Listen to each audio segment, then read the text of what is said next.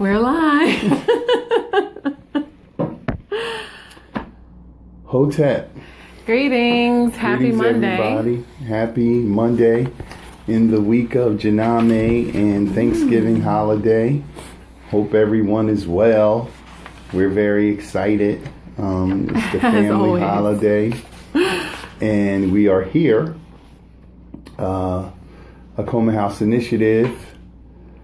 Culturally based counseling, coaching, and consulting here today to bring you the art and science of Black love culture. And today we are talking about something we've been looking to get into for several weeks now. Yeah, but we haven't done it. Khadijah, what's up, love? What is it?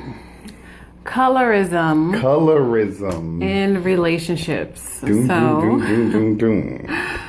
First, we're going to talk about what colorism is. Right. And then, of course, we want to know, do you have any preferences? So do you just have a preference for light skin or dark skin or brown skin, something in between? And how does it play out? And then where did you get that from? relationships? So first, what is colorism? So colorism is the obsession with different shades of blackness. So basically, in our relationships is playing out as, an affinity to Light a skin. particular color. Well, some people have an affinity to dark skin. But typically colorism, as a ism, is discriminating against darker skin. Right. But I do think that there's a difference in relationships with men and women. Definitely. So black men and black women. Definitely. So we're going to talk about that. But go ahead with your. Yeah. Is that So the end of your definition? So I wanted to, as always, I like to start with the spiritual, cultural, and then make my way all the way down to the practical everyday. So, I think that definitely colorism. So when we talk about blackness, so to understand colorism, peace, Tom Berry, what's up, brother? To understand colorism, we have to understand what blackness is. And for as ironic as it can sound, I think it's one of the greatest challenges that we see in amongst people on earth, especially melanated people. What is blackness? What is it? First of all, so I like the definition that Dr. Khalid had, and I added one to it. It simply is black is color, culture, consciousness, and a corresponding cosmic connection of creativity. So I added the of creativity because I've grown to learn that it is the creative gene or the creative energy that is what we recognize blackness as on the most practical level, right? So we create dances, we create words, we create languages, we create trends, and we really drive the social energy of the world. But when you say cosmic color, culture, consciousness, and a corresponding cosmic connection, I know that some of us are, antithetical to the word black. I don't want to be dogmatic on that. You can say whatever word you want to say, but they all mean black. So my name, Montsho, means black. Kali, we is so Maurice, so many other words that we know that transmit that essence that means color, culture, consciousness, and a corresponding cosmic connection of creativity. So that is what we're going to rest on as what the definition is. And so colorism is how we've been affected by white supremacy. And I want to say this. I want Nwasha to talk about, I don't know if you have that definition. I don't actually. Here. But while I'm talking, hopefully you can find it real quickly. That Francis Cress Welsing has. But what I see is something that's really interesting. So much people talking about, racism, white supremacy. I even hear it on the news, right? I never thought I would hear so much of it, but people don't really define it. And so I wanted to help people or to give a definition that we could really all agree on, because we're using this term a lot, and sometimes it annoys me that we're using this term and we don't really, nobody's defining it. And I find that to be very interesting. Control the verbal narrative. We talk about something, but we can't really define what it is, so we all don't have a clear understanding. But colorism in our relationships, how is it playing out? So I want to ask you, anybody that's out there, has this been an issue for you personally? And let's talk about some of your personal experiences around colorism. If you the dark chocolate, like Montsho, or if you the vanilla chocolate, or the light bright, the red bone, whatever terminology that people use to describe our brothers and sisters who are lighter skinned, if you've had an experience. We're going to get into some very practical stuff that we deal with, like hair and all these other things that are a part of colorism as it relates to Black love. So anybody out there, as Nwasha looks for this definition, which I think I found it. Let me hear from you. What's your position? What's your experience with colorism? So you found a definition? I believe so. So my favorite definition of racism is from Francis Cress Welsing. So I'm just going to read it because I really should memorize it, but I don't have it memorized.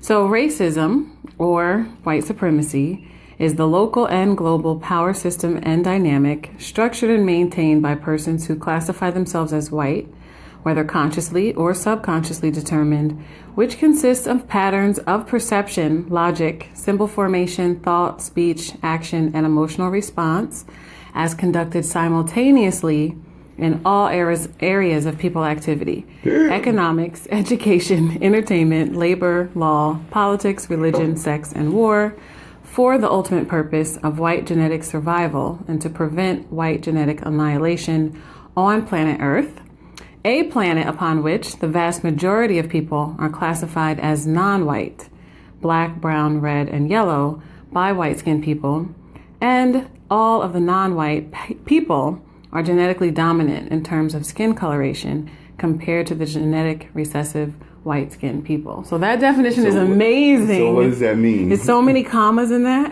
Kareem Anwar, what's up, brother?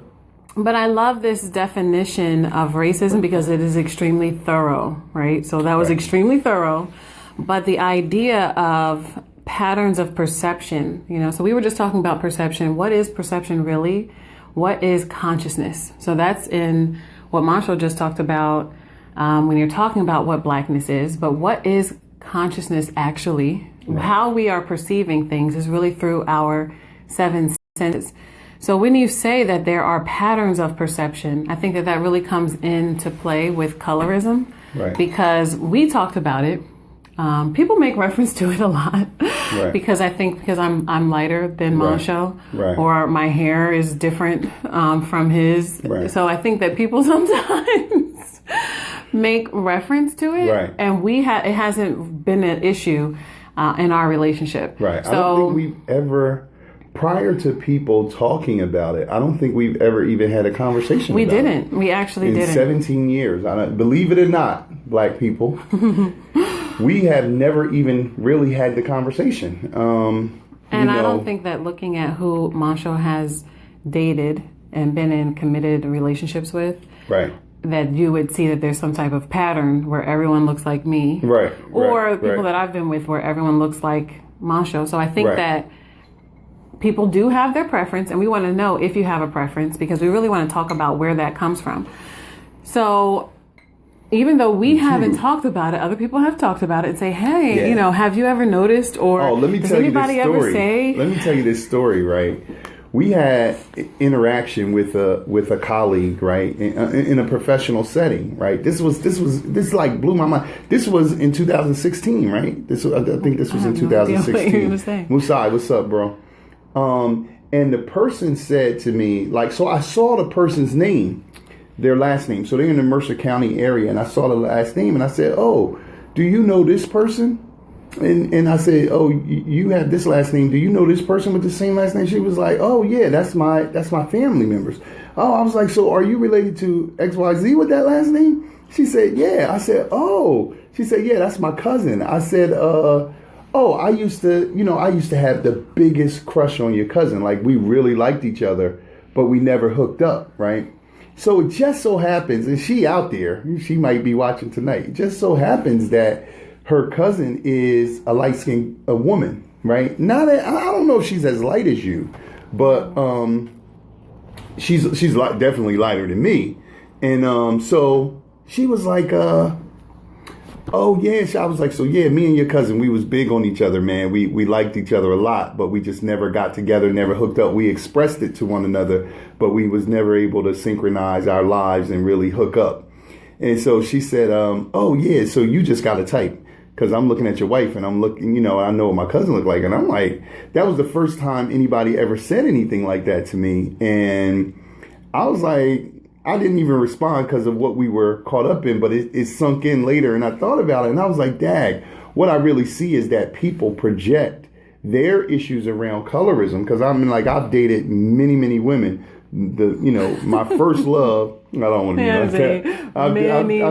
many women. I've dealt with a lot of women. I've loved a few women, right? That's the and asterisk. All of them have been caramel to really dark brown. A couple of them have been light. But I do have a preference, and it's a naturalista, what I call a naturalista. She's just, whether she's, midnight chocolate or whether she's really light, she has a natural energy. And I won't trip off of exactly what that means, hair, makeup, whatever, but it's just a natural energy about her, a natural beauty, whether she wears makeup or not. So that's my only style. Other than that, the shade, is not that important to me. But I just thought, for that woman to say, you have a type, and she had only known me for a few minutes, I was like, damn, like, you know what I mean? I didn't even, But I do think I thought that was interesting. People do have a type, and it could be for different reasons. So that's what we want to talk about today, is some of the reasons. So first of all, we kind of laid a foundation with what is racism and talking about all of the areas of people activity.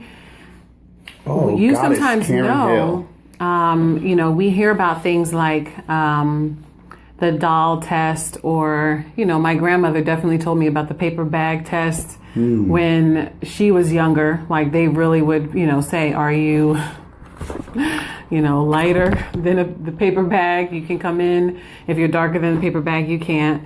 But like, where do we get those things from? So I definitely remember when I was younger watching cartoons and recognizing that there was racism in cartoons. So the cartoons that I watched in the 80s, I would ask my mom, why is this in the cartoon? Why, when somebody blows up, do they go into blackface in a Warner Brothers cartoon? And my mom would say, this is racism. This is supposed to be like a black person.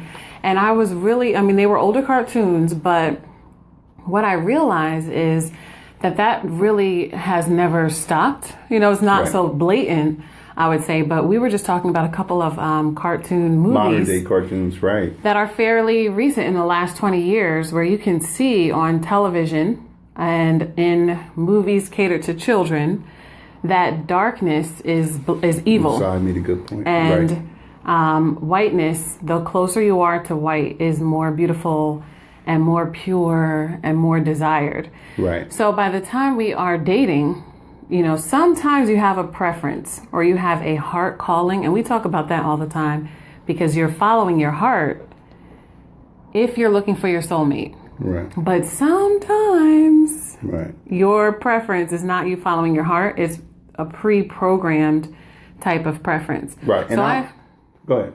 I was going to say especially for men, but and I think it is. I think it is different for black men, because just in looking at colorism, I've read a couple of different studies that talked about black women, so lighter skinned black women in comparison to darker skinned black women. So some of the things that really stood out for me, and I want to say, what was the name of them? It might have been like the color paradox is one of the studies that might be from the early 2000s. And I can't think of what the name of the other one is, but it talked about the fact that dark skinned women are more likely to get the death penalty, And to just like men, we know that the incarceration rate is based on skin color.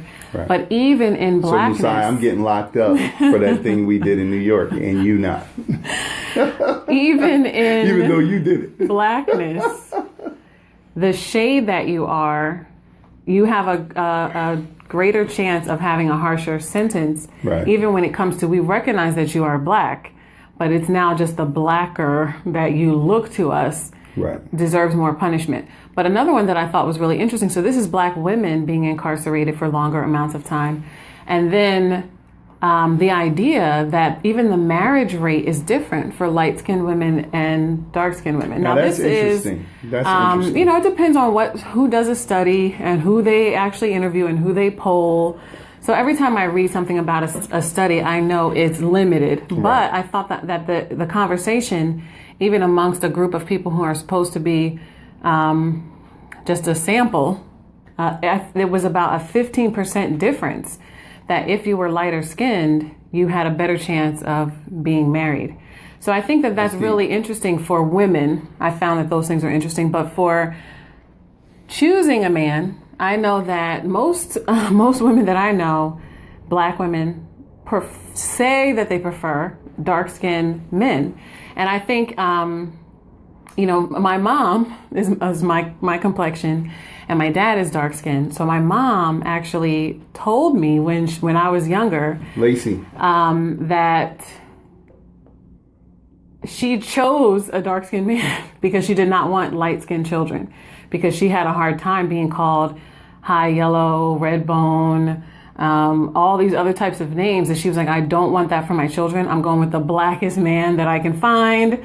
And she said, I have a preference for dark skin. Right. So now we just happen to come out, you know, me and my sister came out looking just like my mom. Right. And my brother's like a shade darker, but not close to my dad's dark skin. So I think that when I was younger, my mom told me all of those expressions, the darker the berry, and my dad was dark skinned. I never really even thought about having a preference. But I will say, when looking at what makes popular impressions, so movies, music, and things like that, I would definitely note more darker, you know, darker brown to dark skinned men are found attractive by black women. So now that's black women's magazines, black women's blogs, and that's, you know, maybe in the last 20 years. Yeah, that's in the last 20 years, because prior to that, I mean, we was El DeBarged out, Princed out. We were... But 20 years is a long time. It hasn't changed for women. Like, if you really think about who's on top as a woman right now, like, you're going to name somebody like Beyonce, Rihanna. Right. Like, if you're really thinking who is the top black actress, they're typically brown to light skin. Right. Versus, you know... Denzel. Idris. Shout out. Let me just tell you, Wesley Snipes, wherever you at, my brother, you single-handedly, bro, you single-handedly... Lacey said Christopher Williams. You single-handedly ushered in the non-return to dark-skinned men. I mean, the non-return. It was a long time before we started to embrace so many of the beautiful light-skinned brothers that's out there that's doing their thing. There's many of them on the scene today. I know, what's that one brother that was in that corny movie that we saw with him and Sanaa Lathan and my man, something with E. Michael Ealy. Yes. Yes. He was in there with Ricky. But I don't think he is that light skinned. Yeah, he's light. He's light compared to he was in like it with Morris Chestnut, and you know what I'm saying. But I'm saying the Wesley Snipes, real, like Christopher Williams, like you have wavy hair, and you have Michael Ealy is like that. He got like blue eyes or something like that. You know, he's like that. And what's his name? Diana Ross's son, Evan. And it's a couple. Is he what? Sex symbol or a to somebody? He's a child to so. us, but yeah, I don't think you know, everybody is looked at as a certain the way Hollywood promotes their imagery. Everybody who comes out is some kind of sex symbol. You're Well, just what I'm made saying that. is when I see, well, it could just be again, could just be in the circle Musai that said I'm we with. are all melanated people. That's a good point. We're going And to talk about that it could because just be, that's the reality. And well, go ahead. What were you going to say? I think it depends on what you're looking at. I'm not even saying that I would necessarily say, Rihanna or Beyonce are my favorite singers Oh, no. or performers by any means. No. But what I'm saying is, like, right now, if the last 20 years had an impression on me, then this 20 years is having an impression on the people who are coming up now. So, like, Right. when you say you have a preference at the time that it's time to date, Right. you're already deep in. You're deep Right. into the system. Right. So the conditioning always happens as a child. As you said, if we look at the Lion King, Scar is a little darker than Mufasa. If we look at any cartoon, rarely, I've never seen, I won't even say rarely, I've never seen, an example of the antagonist being light and the protagonist being dark. I've never seen that ever in my life on Earth. I've never seen that. 40 And those years. are the subconscious Right. perceptions coming out when you're writing something, when you're drawing something, when you're Right. scripting something, and even when you make the decision, because it's starting when you're very young, like we said, when we're sitting in front of cartoons and we're making the decision, who do we want to identify with? And then the proof of that is that you can do the doll test every 20 years and Right. it They comes just out did the it. same. I saw, what's his name from CNN? What's the guy's name? What's the name, son? Anderson Cooper? Yeah, Anderson Cooper did the doll test again recently, and it was worse. But Actually, even not even the doll test. But what I thought was really interesting about these two studies was it showed that even adults, when shown two photographs, and it talked about who would you vote for, Right. so things that were really supposed to be based on character, like we're talking about relationships should be based. Who would you vote for? It's going to be the person who looks most white. And that was for white people, but also for black people. So even black people looking at two photos saying, you're going to vote for senator, who are you going to choose? It's another like about 20% that is going towards someone who is lighter skinned, or who has certain phenotypes. So this categorized people who were on the news. So from, weather, Right. to sports, to what you want to look at Right. is something that is closer and closer and closer, especially where we are, Little Bill. to the phenotype of whiteness. Right. Or what we're saying is the Matlock, what's phenotype up? of whiteness. I see, in the relationships, in the coveting and the lusting for women that we all do as men, and it's a healthy thing when it's done in context, lusting is. But, again, what's fed to us is the lighter skin, different haired person, whatever that is, from black people. Now, I like what Bob Okwesi said, and I miss Bob Okwesi that came around our way this weekend. But Ashra Kwesi always says that there's no phenotype that defines an African characteristic. So we have the thinnest nose, the thinnest lips. We have straight hair. The Nubians on the continent, they look like they got perms like Barry White. A lot of people didn't realize that Barry White never permed his hair. That was his hair. Now, James Brown and some other people, they actually were perming their hair, but Barry White, that was his hair.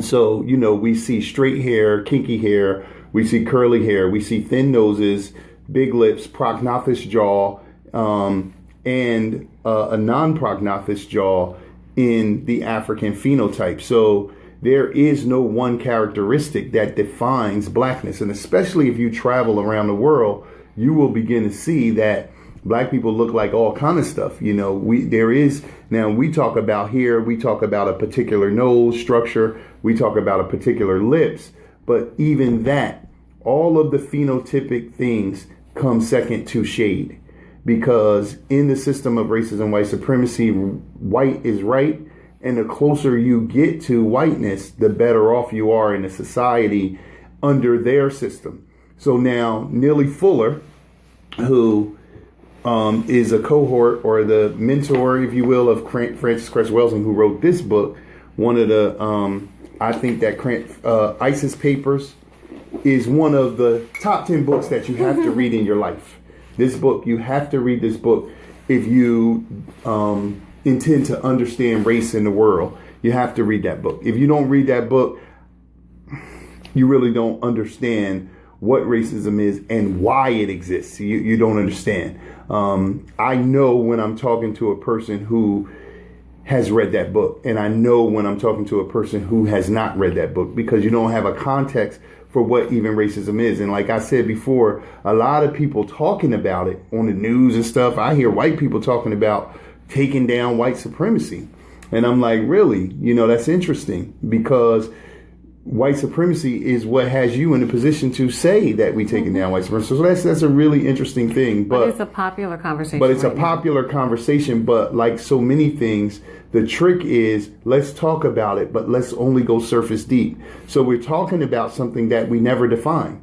Nobody that you hear on TV saying the word white supremacy defines thoroughly what it is. And that definition that Frances Cress has, that Nwasha read, is it. But in our relationships, it's global. So because of that definition, you can go to Asia, you can go to Mexico, you can go to Brazil, definitely.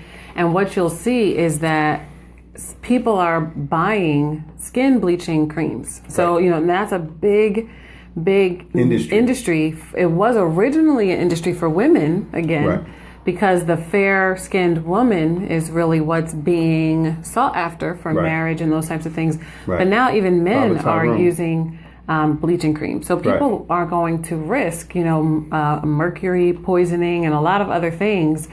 And a lot of times we're talking about relationships in the United States, of course, but many things are, you can compare to Black people in the diaspora. So that is Canada, Mexico, Brazil, that's the Americas.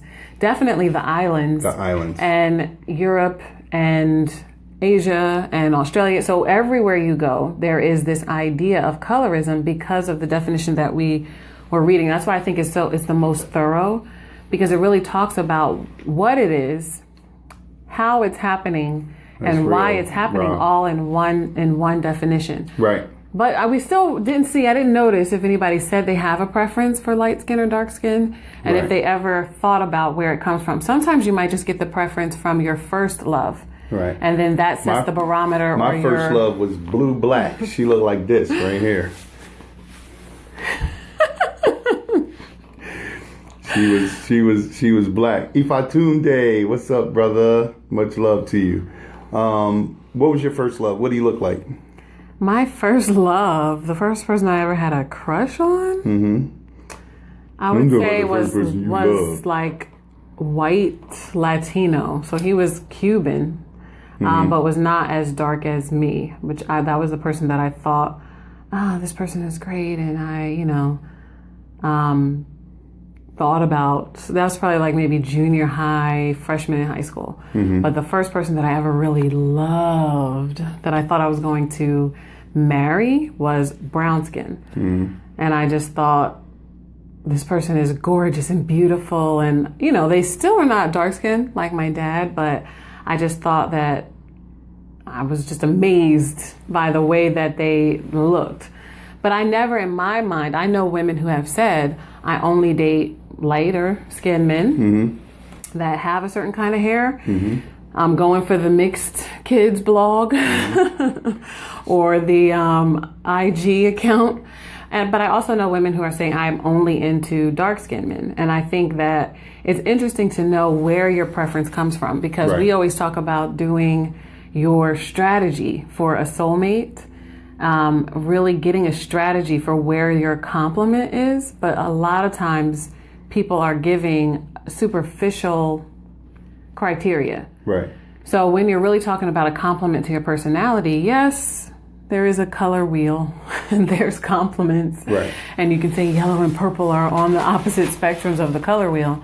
But that's not what we're talking about when we're talking about people. And I think that having you're limiting yourself, saying that your choice is out of a certain phenotype. Oh, Melanie Renee said, I'll jump out there. I prefer dark-skinned men, but have no, what does that say? Have not limited, I think. Have not limited my variety of melanated counterparts. Okay, that's and I peace. think there is something that you just find attractive. Yeah, that's peace. I think that, what I find and what I have found, and I really found this once we got together because of the work that we do, and, so many people approach me. And never before, until I was with Nwasha, had I had so many men say to me that I want that kind of light-skinned woman like you got.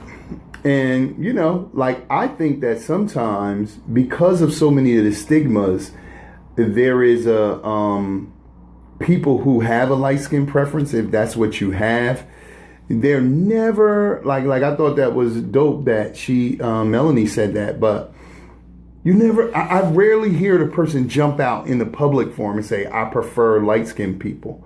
I just never hear that. I think it's easier to take. I prefer dark-skinned people. I think that is, more. Even though for some of us we actually do have a preference. Some people say I don't have a preference. Now I find that interesting. I definitely have a preference for natural-looking women, and I have been attracted to them when they are darker than me, all the way down to lighter than Nwasha. But that natural energy where, I don't limit it to one particular thing, but I know it when I see it. It is just a non-manufactured beauty. It is just you're promoting the natural way that you are, and it is manifested. When we first met, that's what I was saying to you. When I have been attracted to women, when we saw the sister this past weekend that we know, and we saw her out, we both had commented to each other about how naturally beautiful she was, right? Remember the sister that was selling What's Her Face's mom? Oh yeah. Yeah, and she is like this jacket. She's black, gorgeous. black. But she, not just that she's black, because I see a lot of dark-skinned women that don't have a natural look. They have a very manufactured look, and I'm not attracted to that. So I definitely have a preference, but it's not a skin tone. Yeah, I think I have a preference for height. Okay.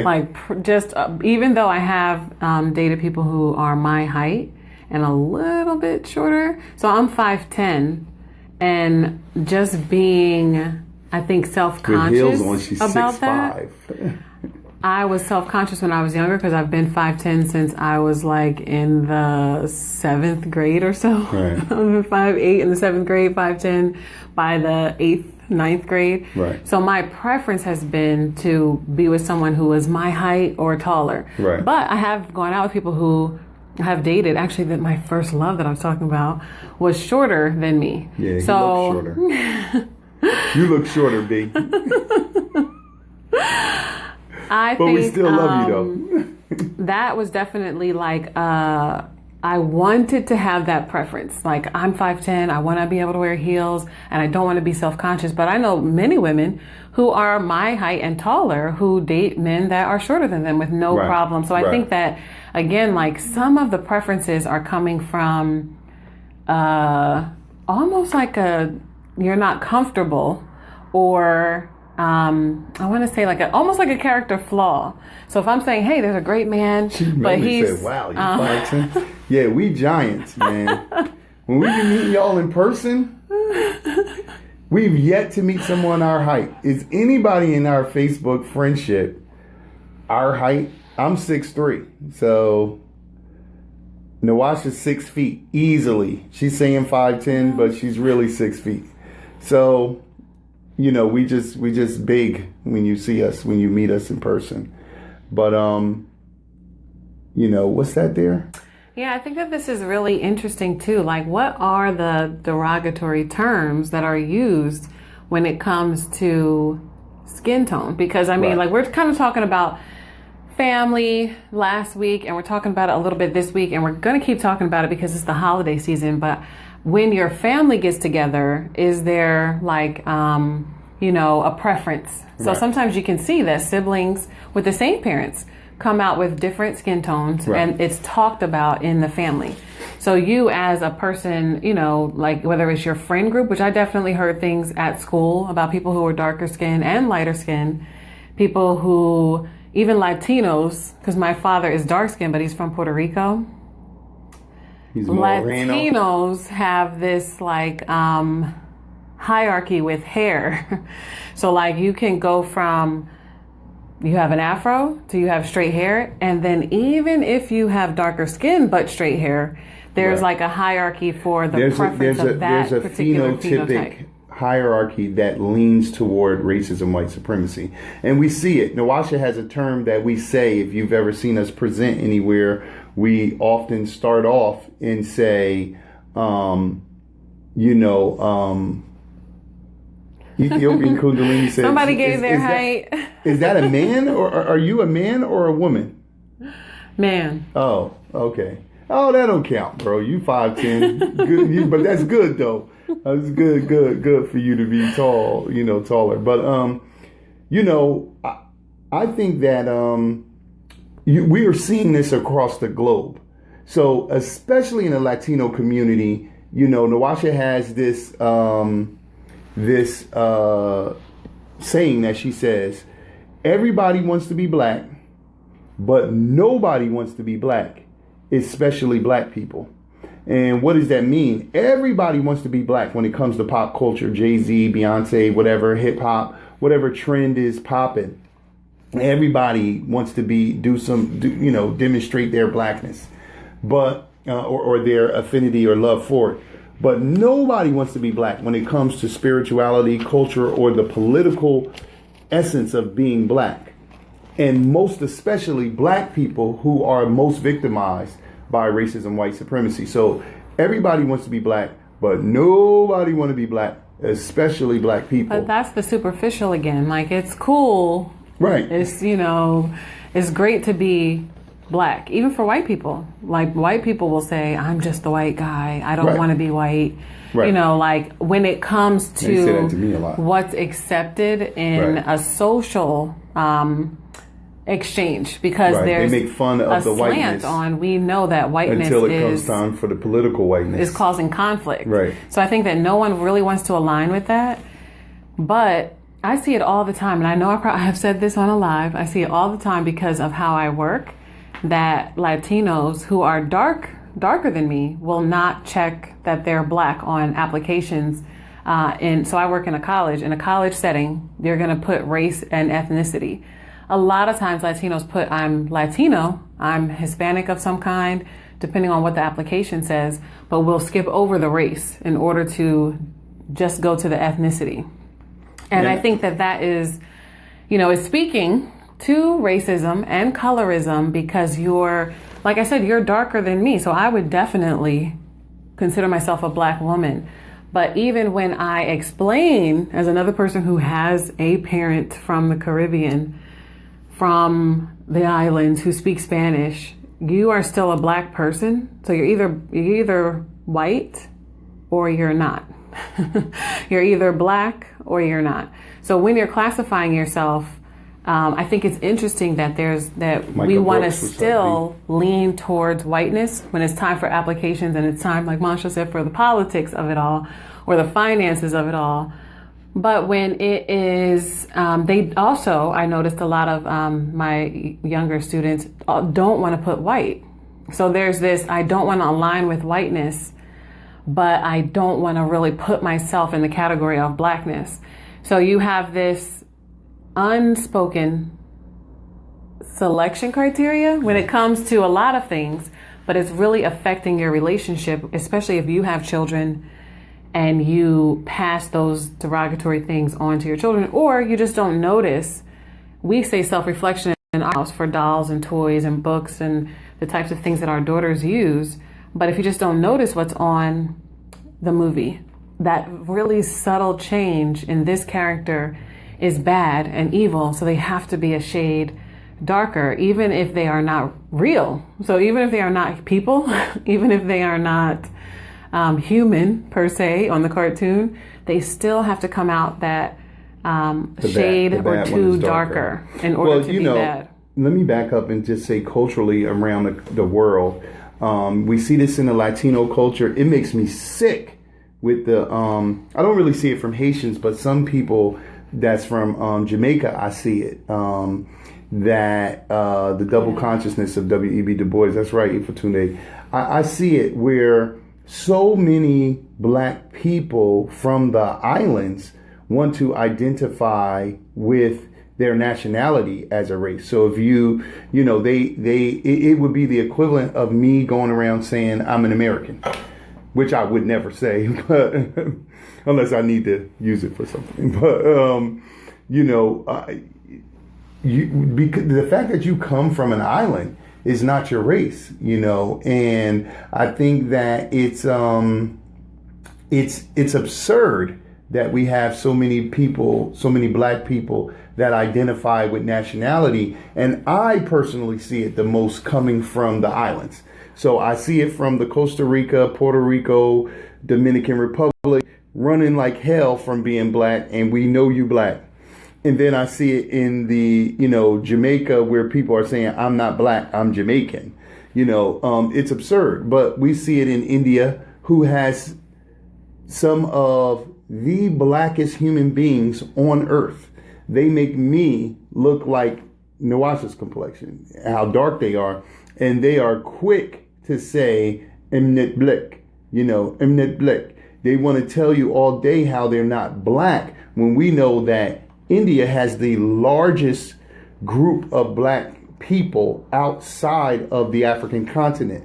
And then Brazil being after that, and then America being after that. But what you see in terms of the media and a lot of the people you see in the 7-Elevens and whatever Dunkin' Donuts that they have really capitalized on here, they range from your complexion down. But we know that you're black people. So you've taken a political position because everybody knows what it means to be identified as black in America. But it also, when you look at the caste system in India, when you look at the islands where they say, what's that term they used to have? Something the race, lighten the race or something like that they used to have, or preserve the race or something like that, where the idea is the lighter your children get, the better off you will be. And that's Tom. But I do think this is such a good point, because this point about TV, Tamika, I like that point, because I definitely noticed that. Like, so when we were talking about even people who are, what she said was, what I see is that on TV, the mixed or mulatto look is the new black, and that people it's kind of following a trend. Right. And I definitely see that. Right. And I think what it is, it's a way to be socially acceptable as black. Right. So like that's what we were saying about who is on TV. Right now, you think about who's on TV as like a prime time TV show that your children might be watching, or that's definitely a staple in the culture. It doesn't tend to be a dark-skinned woman. So now some darker-skinned men, I think when it comes to like we saw an episode of, even though we're late, of Queen Sugar, and we said, wow, this person is dark skinned, this person is beautiful. I'm forgetting the actress's name, but the, what's his name? Kofi? I forget his last name. But tons of women are saying he's gorgeous, he's beautiful. And like Montsho was saying, that's acceptable to say, because you want to say that you're into blackness. And he is gorgeous. I think he's a gorgeous man. Right. But when it comes to what woman is really on TV, a lot of times it is the woman who is, fair skinned, or who has curly, longer hair, because that's more acceptable. And what happens is people assume, like sometimes people assume about me, that you have a white parent. Right. So it's easier to take, like that you're on the screen, or that you're giving advice in some, type of authority position. Uh-oh. We went the other way. I don't know how to fix it. We lost y'all. We turned the camera around.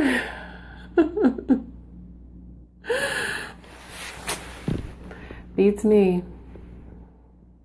Here we go. Yay! We back. Well, let me just say this. Because I used to love, what's her name? I used to love, what's her name?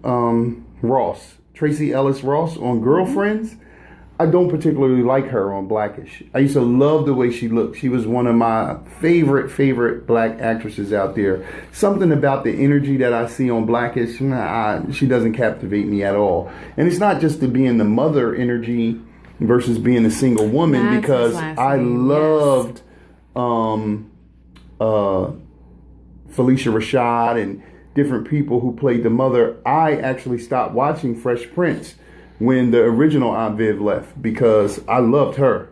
But the other one, it wasn't personal, but I just wasn't feeling her. So I have, in the celebrity world, as a young adult, I have crushed on very, very dark skinned people and very, very light skinned people.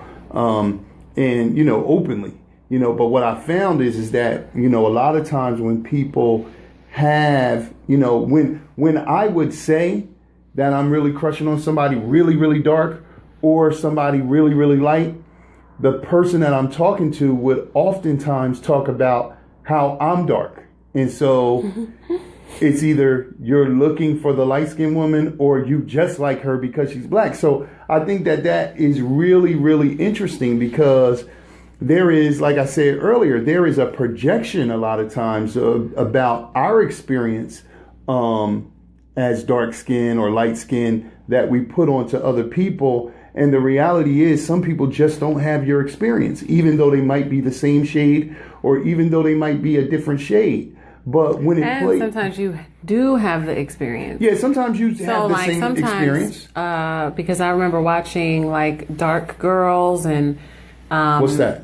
When the darker skinned women just talked about it was a documentary where women talked about being dark skinned. Okay.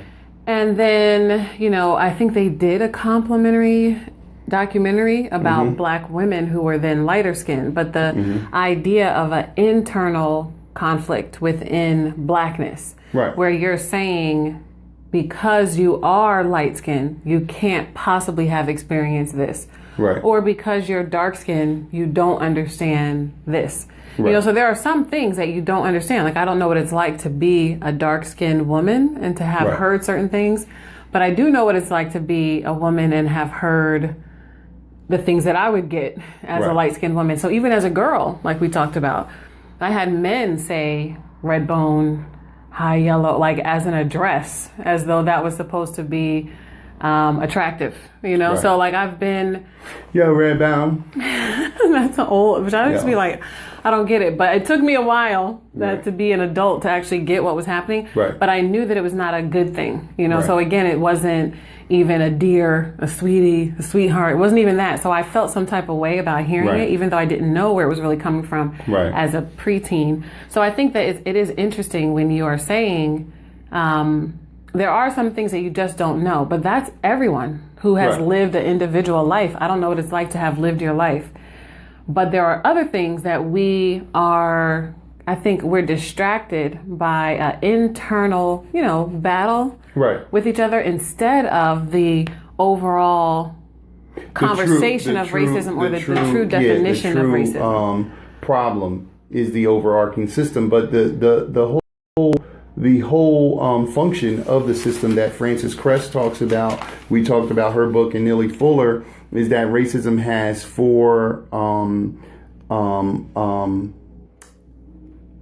it has four stages. So it's establishment or setting it up, and then it's growth, expanding it, and then it's maintenance, keeping it up. But the one that I always really look to is refinement. The refinement is the disguise of it, the way that we do it now, that makes it seem like it is something other than what it is. And I know someone talked about earlier the mixed person, or this social term that has no basis in reality called biraciality. Stop repeating that word, because you can be a black person with a white parent, but because of the genetic the genetic identity of blackness, you are not somehow biracial. You could look at Nwasha and say she might have a white parent, which is not true. You might look at a person like Barack and say he doesn't have a white parent, which is not true.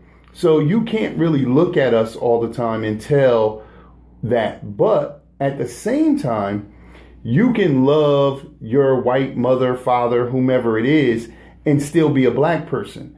Most of the white people that I know that have black children, they have a different understanding because they've raised black children, and they are not somehow always saying that this is a biracial child. They say my child is black, and I love him or her for being black.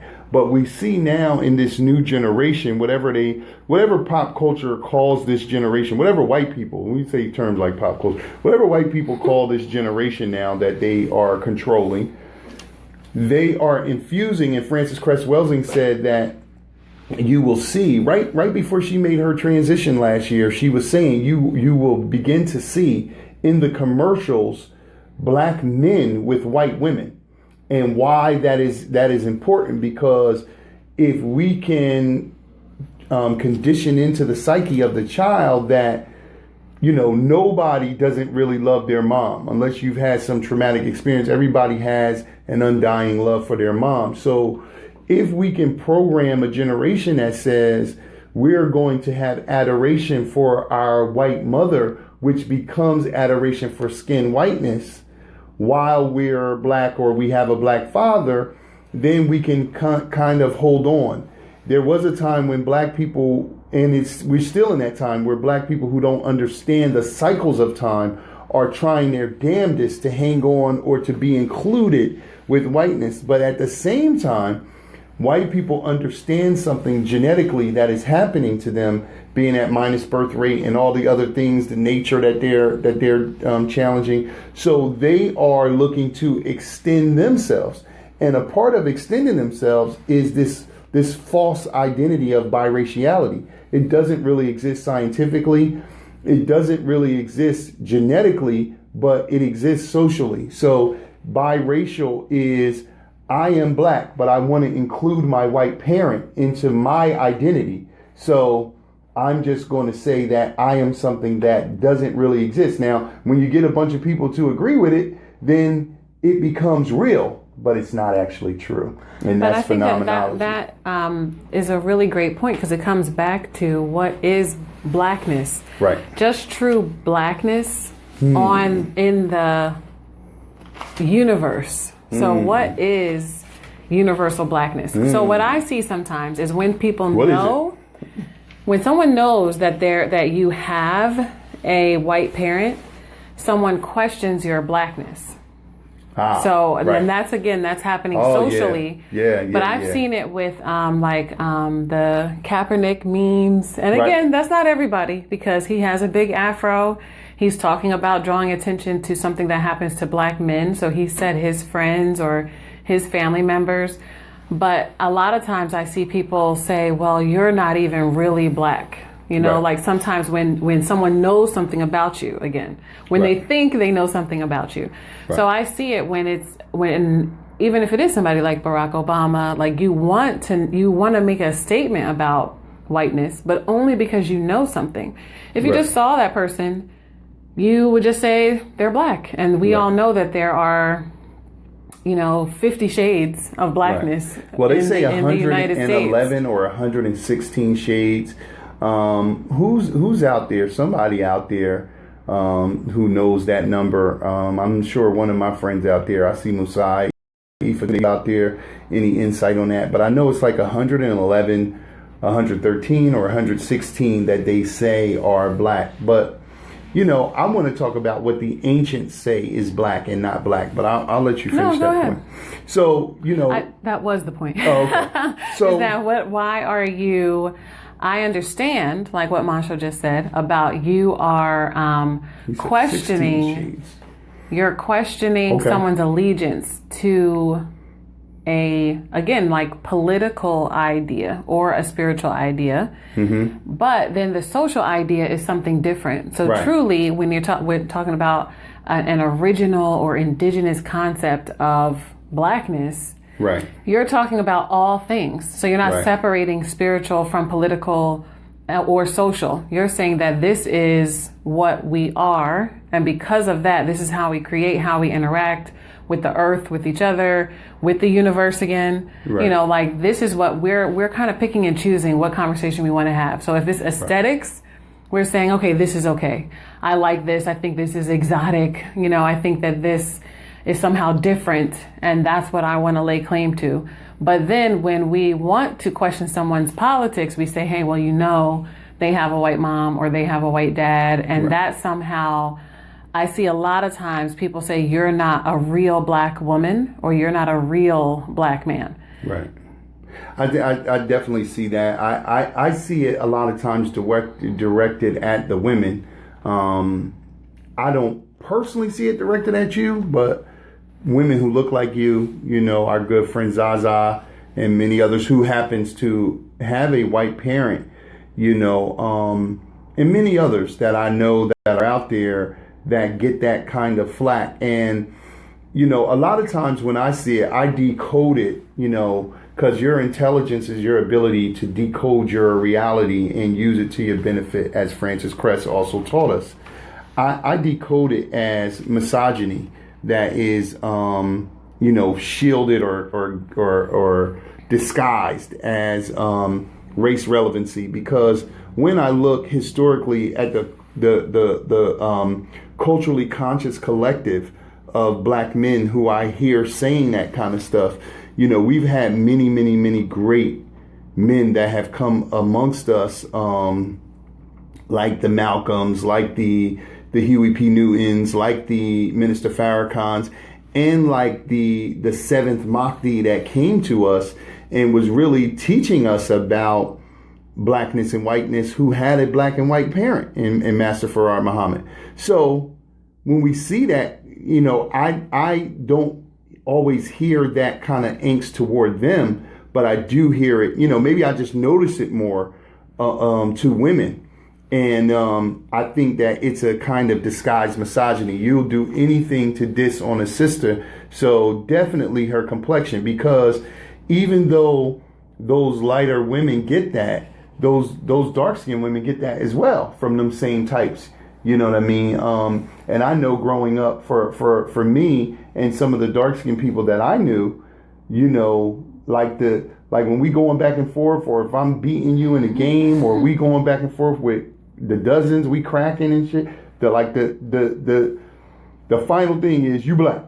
You know what I mean? Like that's the, you know, with your black ass, you know, that kind of a thing. Yeah, and I think those are the spectrum. So that the medium is a happy brown in the middle. Right. But if you are light skinned, then it's a question of, and I think that's, you know, sometimes people, if they know me, they know that both of my parents are black, you know, so my mom calls herself black. My dad definitely called himself black and looked darker than me. Right. So there was not a question, but depending on where I have traveled to and where I have gone, and when I had I had my father's last name, people asked me, what are you? And people asked me, they assumed that my father must be one of the white-skinned Puerto Ricans. So if I said, oh, my mom, you know, her grandparents were from Costa Rica, my dad's from Puerto Rico, people naturally, they put, if you're in New York, then you put a certain spin on that. When I went to school in Miami, people assumed maybe somebody was Cuban, or so it depends regionally on where you are.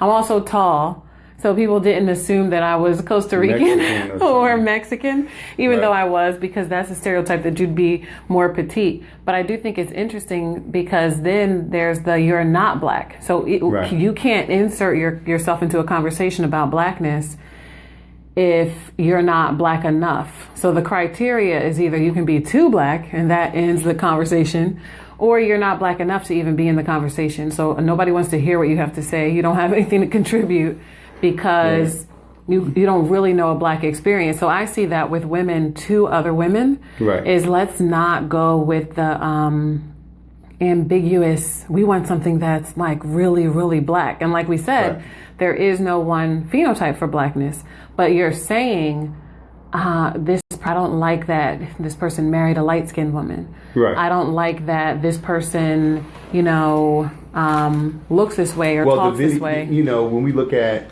the videos and all of the popular imagery that we've seen is definitely a slant and a lean to light-skinned women. It's just but no way. But the real fight is in racism. Around that. Yeah. No, the real fight is in racism, but I am an advocate of, I don't want to see all them light-skinned people either. And I'm married to a light-skinned person. I don't want to see that shit all the time. Questioning someone's marriage when you're not in it because of the way that a person's skin tone is over the top. So you choosing what videos you're going to support and you questioning why there isn't a person on primetime television or in the movies that you're paying to watch, those are the things that are influencing your children, who they're going to choose, who they're going to think that's going to become the standard of beauty. So now you have the choice of what to support. But I just see a kind of like the public diss, which we all think we can do to anyone who has a certain amount of celebrity. We feel entitled to make comments about their life. But I just think it's interesting when we're talking about blackness. So there is a true blackness. Right. And then there is the social perception of blackness. Like we said, whether it's just coming from entertainment and music and what is, good right now to talk about versus what is spiritually aligned with a black thought and emotion process and what is black consciousness. That's different. Most people are not talking about that. Most people are talking about the superficial. We're talking about the surface level, right. And it is the surface level that is doing deep damage psychologically. So we need to talk about it. We definitely need to talk about it, and we definitely need to realign it. Our imagery, one of the reasons why we're so big on self-reflection at our house, and we really monitor what comes in, the toys and all that. I think that, when we see the girls go to school and I see a school that is like literally 98% black and all the little girls or boys have like white superheroes or white girls on their lunch boxes or their book bags and stuff like that. When I see that kind of psychological damage, I recognize you don't see that with any other people other than black people, where someone else is the image or the standard of happiness, fun, beauty, except even God. Because if we're going to deal with, I see black people will say, and I'm specifically talking about Christianity, but I will include Islam as well. Never, ever, ever before have I heard two more asinine things like black people will say in this day and time, they will submit to the fact that Jesus may not have been white, but they will rarely show you him as black. And then on the other side, I'm going to say Arab Islam. I'm not going to say the teachings of the Honorable Elijah Muhammad and how those teachings splintered off into a lot of different things. But I will say, this preoccupation that we don't deal with the imagery of Prophet Muhammad is insane. It is just as it lends to the mystery God type of teaching. And it is just as insidious as, it's not more insidious though, as seeing a white man. And we know that the descriptions, even in the books that we have, is telling you about a person who is not white. But at most, you get some people who will take that image down, but they won't put up another one. So it's still the acceptance of white is right, or if you can show and prove, that whiteness is not the reflection of this thing, then I'll just take that. Then the conversation is over about what a person looks like. And that's absurd in both of those religions. And I know in Judaism we see it too, but it's also in Buddhism when you talk about, So I just think that, this is real in our families. If we go all the way back to the original red bones when that term first came about, this psychotic obsession with black people, saying that they have Native Americans in their family. And when they're saying that, they're not talking about the black Native Americans. They're talking about people who look red or who were considered red people, who are nothing but black people who were mixed with some yellow people. So we're talking about, identifying with or placing a higher value on anything that is non-black. And the way it plays out in our families, but also our intimate relationships. Again, I never heard, nobody ever came up to me and said anything as much as they have that I've been in this relationship about kind of like including like we on some team because I got the light-skinned girl that some other men are coveting. And my mom is not light-skinned. My sister is the lightest person in our family. She's brown, but she is not light-skinned. So I grew up really loving the image of brown and black women. And I think that always speaks again to the difference between men and women, So like a lot of times, again, when we're talking about other people's relationships or who we see that we're modeling, like this comment again from Tamika about celebrities or athletes, like when you see their first wife versus when you see their second wife, there is a change many times. So like the person that you excellent comment. Socially, you met a person socially. So like in your what was your social circle? Only the light-skinned women hang out with the people with money. That's what the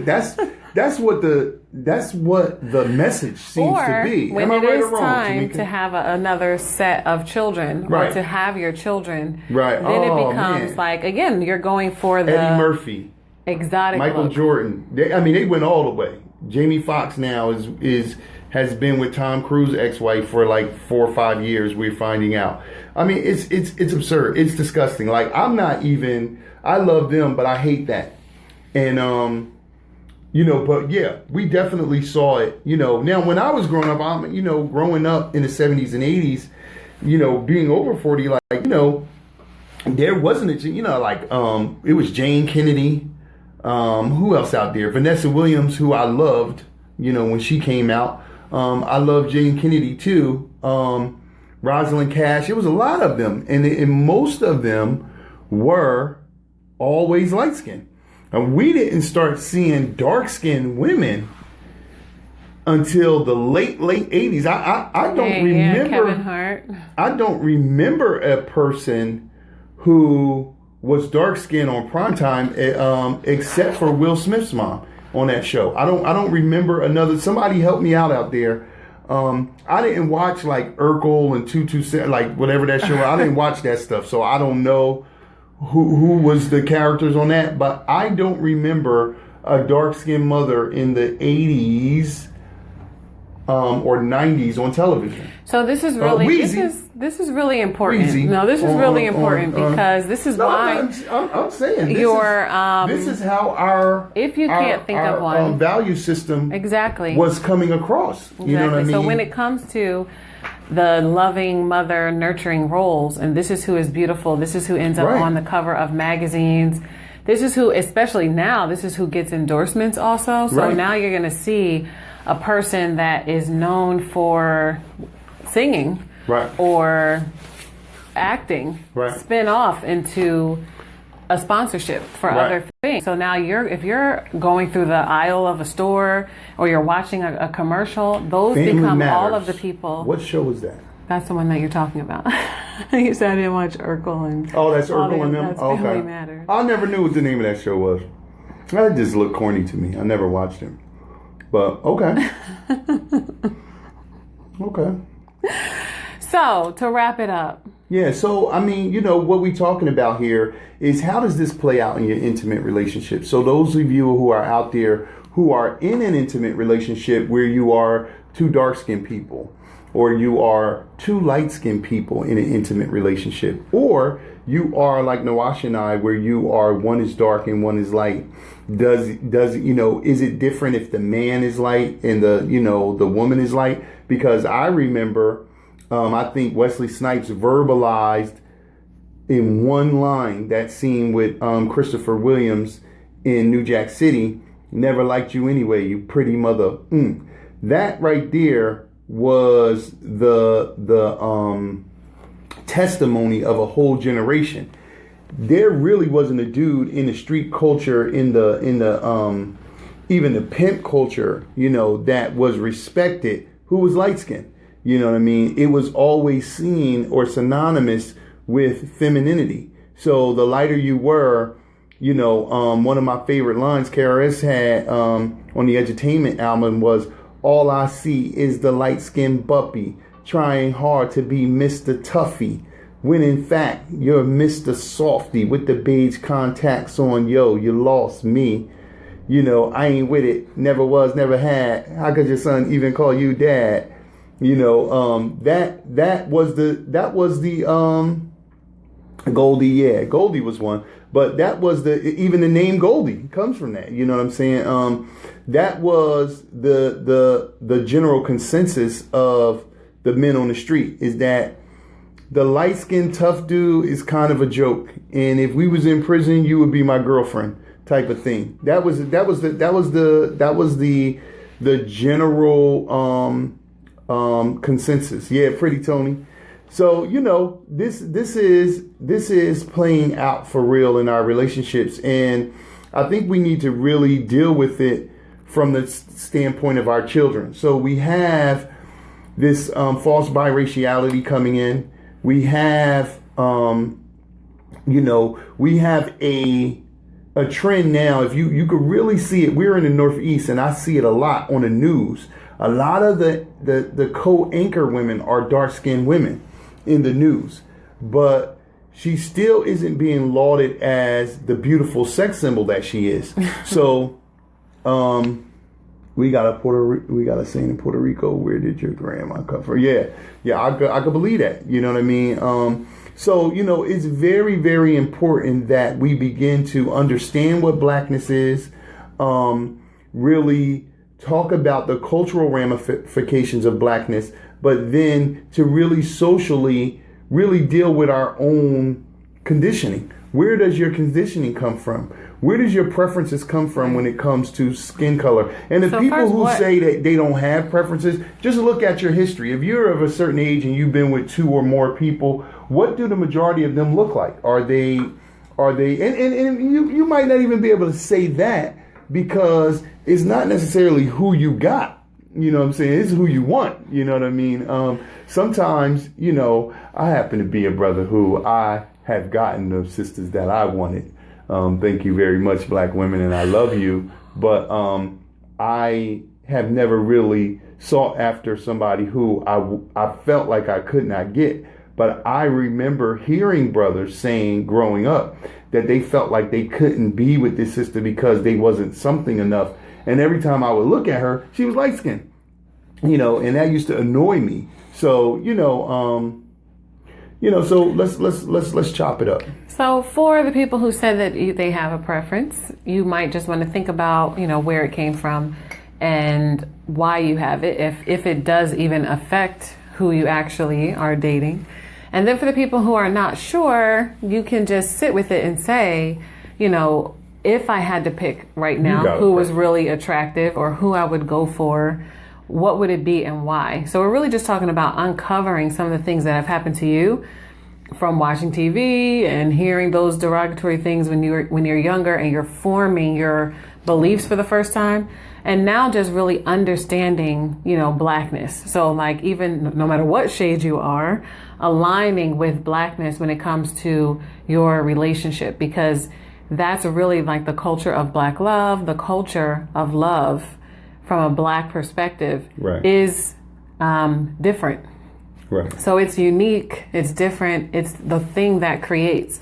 So when we're talking about a relationship, that's what we all, when we are black, whether we're light black or dark black, that's what we really are aligning with, is a certain perspective in the relationship, a certain code, a certain standard, a certain method, right? For courting, dating, having children, building a legacy, having purpose. Those things are aligned with our blackness. Right. So if you really want to take a look at what your system is for having a relationship, for finding a relationship. Tina Marie was black. We're saying that, you can definitely reach out to us because we help people create their soulmate strategy based on core values. Right. So really getting at who is your complement. Like we said before, it's not going to necessarily be just complementary looks, although that sometimes does happen.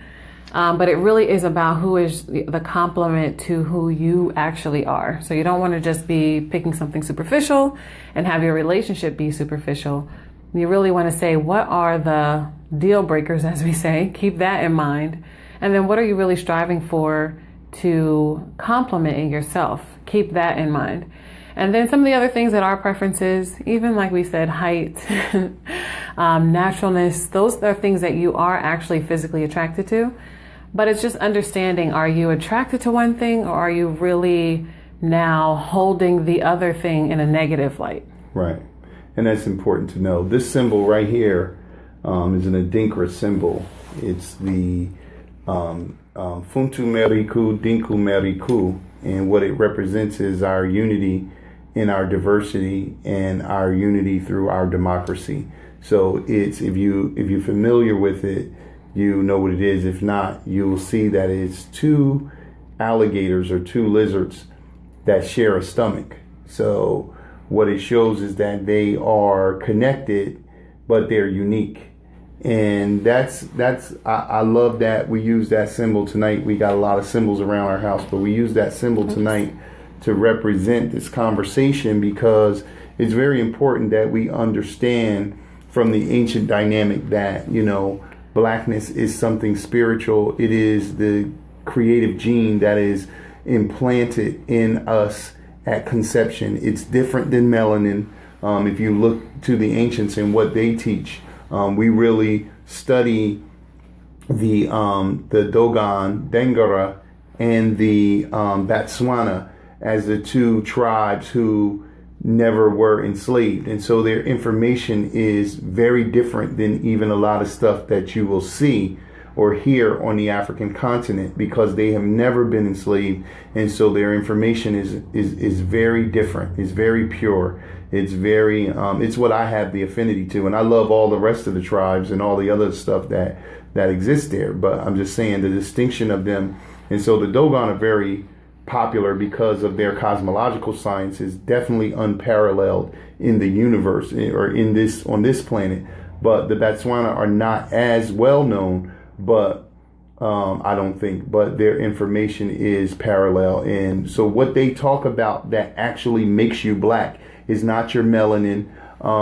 It is that God is separating and implanting into children, but the creative germ of the 7 substances that create all things in the universe are magnetism, electricity, ether, light, solid, liquid, and gas. And it is ether, which is the middle of those 7 elements that makes all physical manifestation possible. So it's that, ether, not the Nas song ether, but the actual triple stage ether of darkness that has all other colors in it and all creative energy coming out of it. They say that once the Ark of the Covenant that you hear about in scriptures is that creative germ. So it is the Ark or the throne upon which God really manifests into reality. And so the covenant is that once it's implanted, it will continue on because it takes 7 generations to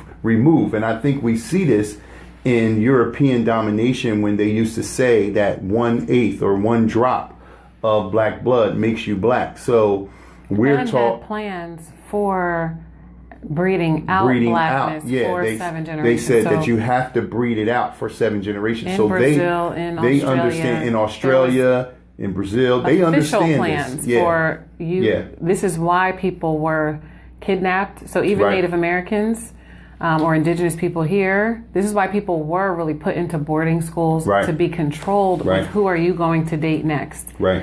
So it was an understanding that I can get blackness out of you in Right. 7 generations. 7 generations. But if you just dated, if you married once or It's twice, back. your children could still be black. Right. Even if they dated and married once or twice, they could still have black children. Right. So again, it's not the idea of what you look like, because we all Biological know alchemy. some That's of right. Mary. the books that we highlight, like Forbidden Fruit. Right. There are stories where people are so-called passing, right? So you're saying I'm black, but I'm maybe white passing socially again. So I know that I'm black. I know that I could have black children. I'm very aware of who I am, but in a social setting, I might choose to say that I'm white because it's to my benefit. So I believe. And at different times in history, I would say over the last couple thousand years, we have seen people that we know, if we've researched them, that they are black in those 7 generations, but they have aligned with whiteness, thinking that that is the future, that's where the culture is going. So I'm going to make a choice to align in that way for the benefit of, my legacy or Right. We saw my that safety. in Kemet. We saw that in, and let me just say, Tamika talked about Thanks for the True Tribes. If you've never read this book, you should get this book. This is the only book that I know of coming out of Black Root Science that's coming out of an elder of the Botswana tradition. Nwasha has a lot of stuff from Sombofu Some and Malidoma Some, who are from the Dangara, they're elders of the Dangara tradition, and Sombofu, who we love, just actually made her transition last year. But I think that this whole conversation of the breeding out and the presence of is really, really important, because like when we look at somebody, to your point, I think the person who has now surpassed Michael Jackson with the bleaching and the whatnot is Sammy Sosa. So I don't know if anybody has seen Sammy Sosa lately, but dude is like on something totally different than what he was. And so it's really an effect, a psychological damage that we have seen from racism, white supremacy, that is making us hate self. And so we have to move away from that. How is racism affecting your relationship? From that. Sometimes we think it affects it on each one of those levels that Right. we just read from Francis Cress's definition of racism, but truly in your thought processes, in the symbols that are in your home, in the things that you're entertaining, and then if you decide to have children, the things that you are saying and giving to your children, like how is racism affecting your relationship? So colorism is just a byproduct of racism, right. because you only have this discrimination or affinity towards whiteness because of racism in the first place. So this is the I am, and I know this is not everyone, but this is the I'm going for an exotic child look. Right. So I want my wife to look like this, and I want my husband to look like this. I talk to a lot of young people who say that. I talk to a lot of my students who say, Mr. Montsho, I would never marry a man like you. Black Like Me in Reverse. Yeah, the movie and the book Black Like Me in Reverse. That's right. They say I like you as a person, but I would never marry or have a child with a person who looks like you, because it would be harder for them. And so people are not really understanding the cycles of time. Hey, blackness in all its shades is where it's at. Everybody understands that. That's why you're seeing a flood of it in the media, but it's still being socially engineered to what shade is the best. There was even a study what is beautiful that they were saying that where black men where men in their misogyny were saying that light-skinned women are more beautiful, but black dark-skinned women are the object of so much sexual lust. And so this goes back to the enslavers. During our enslavement, the enslavers would, try to smut out this dark chocolate beautiful princess and, hold this fair-skinned woman to such a high standard, but not, let that true devil out when it came to their sexual conquest. So that's an interesting thing. I read that, and then there's this video that's going around about black women who have had interracial relationships, and they would talk about the things that their partners were saying to them during the sex act about their blackness. So it's very interesting. You can look that up. I actually seen some of that on Facebook. So like a few weeks ago, I actually saw it. So we've been talking about this for the last couple of months. And interestingly, I have to say, in our relationship, I think we can honestly say it really hasn't been an issue for us, just where we are culturally, thanks to our initiation, and just where we are grounded politically. I love Nwasha. I love her lightness and her, because it's her and not because it's light. When I have loved a dark-skinned woman, I have loved her because of her and not because she was dark. I did in my late teens go through a phase where I was trying to only date people who were dark because I was rebelling against something that I hated in the promotion. But, I've been off of that probably for 20 years, and, being in this relationship for 17 years, and, I've been off of it the whole time I've been with you.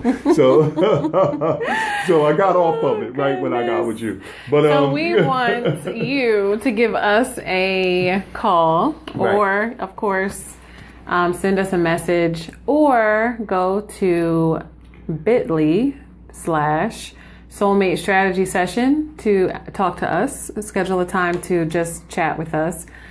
Because we really would like people to benefit from the initiation that we have, and just the understanding of what is blackness, and what is it that you are really making a decision to have on your criteria list for who you are dating. So we want to drop some of the superficial things and make sure that we're doing the best for ourselves, getting a true soulmate that is the complement to your actual personality, and that you're respecting who the other person is and respecting who your children are. So anywhere in those 7 generations, you have a darker skinned child or a lighter skinned child, we want you to say the best things to those children so that they say the best things to each other, and they don't have to suffer with some of the things that we heard, that we had, that those derogatory statements that helped us form the so-called preferences that we have. So if you think you have a preference, it's just about you investigating where it really comes from.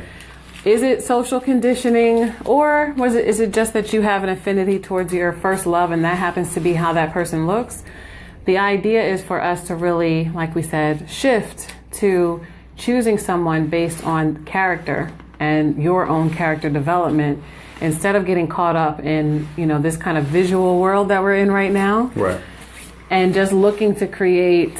Don't get rid of the visual world. Man. No, don't get rid of it. But we have to make sure that we put, the mixed kids blogs and all of those types of things have to go into context, because I see what is understood by adults, is different. Like we said, when we were younger, than what is understood by children. So just like we said, the cartoons that affected us and really gave us our first tastes of racism and the preference towards whiteness when it comes to beauty and it comes to goodness in the world. We want to make sure that we're not also doing that now. So in a social media world where young children are looking at who says someone has the cutest babies and who says, someone is the cutest couple. A lot of that is now, it might not be what most people think, but what gets to proliferate is this look is beautiful. This look is exotic. And those types of terms only are relative. They're subjective. So if you're here in the United States where there are tons of different kinds of people, what is exotic? It really just means something that is different or so-called non-native or foreign or something like that.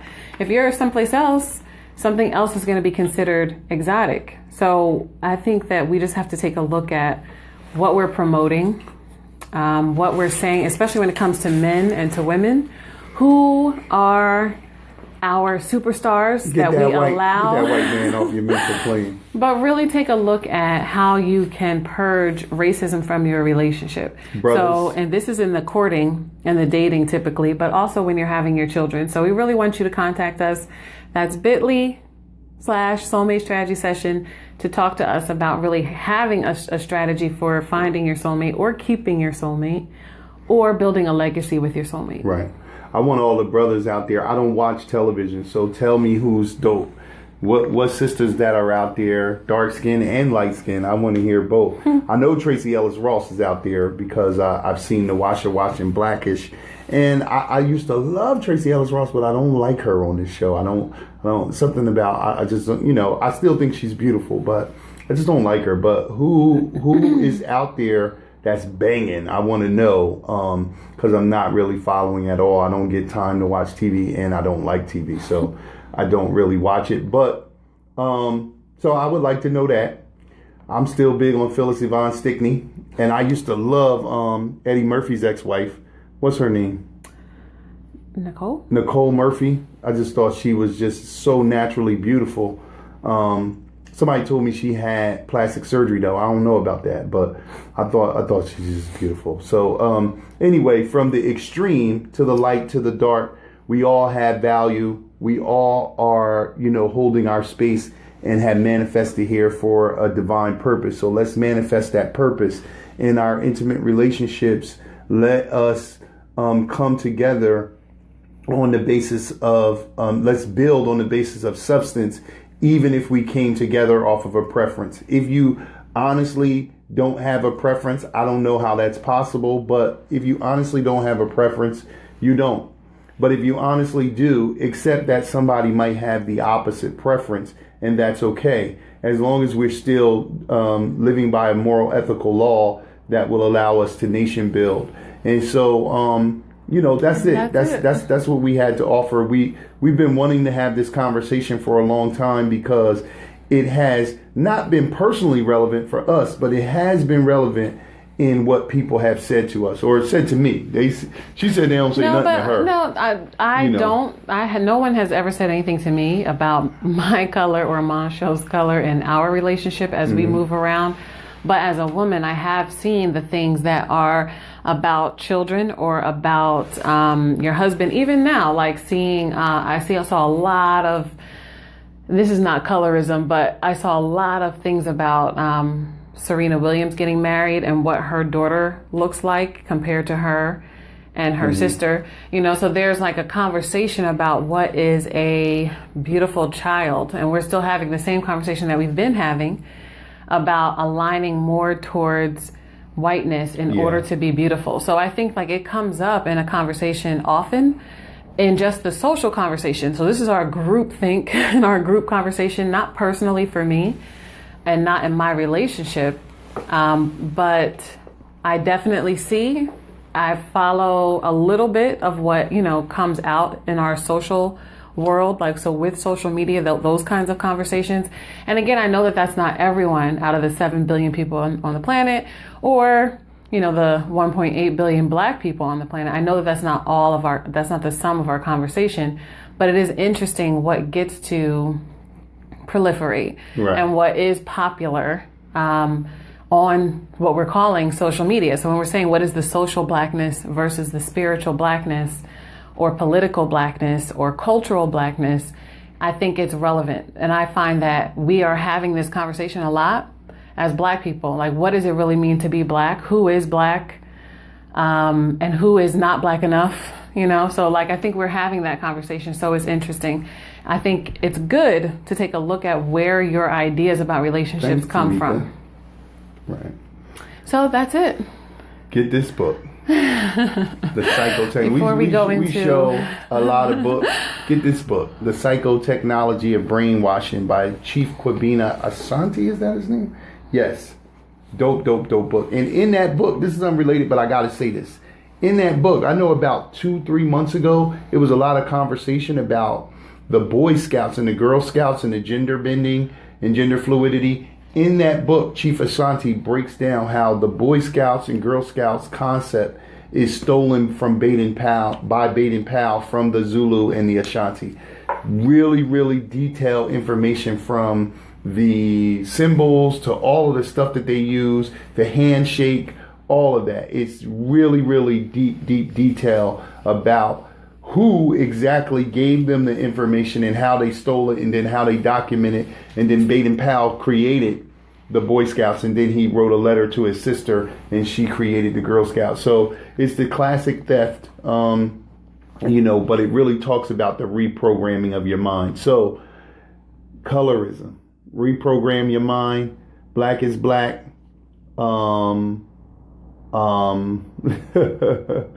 Somebody says she thought she never was. That might be true. That might be true, Tamika. I love Serena Williams, but the marriage and all that, I'm not feeling it. Like, I just can't even, I believe in unconditional love. I believe that we should support these celebrities and these personalities that we love, but we should have the courage to call them out when they're wrong.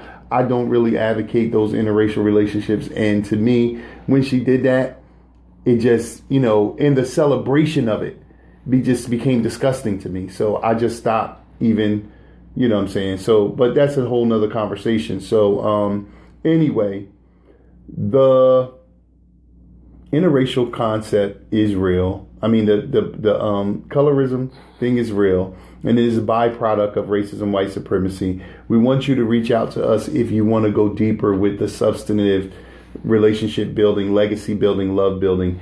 And as always, we greet you in peace. And we say, Nia Akoma. Nia Akoma. Hotep.